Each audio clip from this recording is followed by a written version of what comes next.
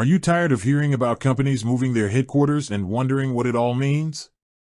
We're talking about Ally Financial and its significant presence in three major hubs: Detroit, Charlotte, and Utah.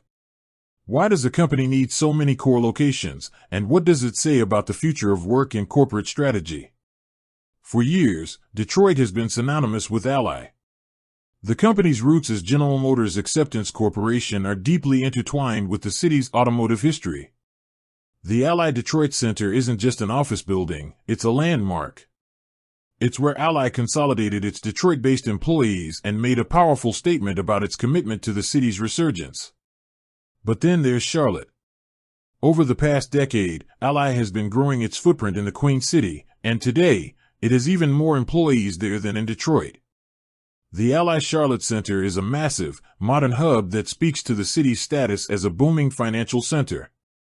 It's where Ally has strategically built out key teams, including executive leadership and major business units. And let's not forget Utah. While it might not have a giant skyscraper with the Ally name on it, Sandy, Utah is the home of Ally Bank. This is a crucial piece of the puzzle, as Ally is one of the nation's largest all-digital banks. The Utah location is its operational nerve center for a huge part of its business. So what's the big takeaway? This isn't about moving a headquarters from one city to another. It's about a new, distributed corporate model.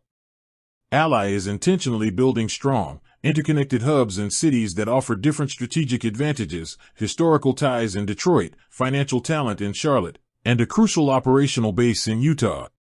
It's a testament to how modern companies are no longer tied to a single physical location, but instead are thriving in multiple, dynamic ecosystems. With that said, thanks for watching, and until next time.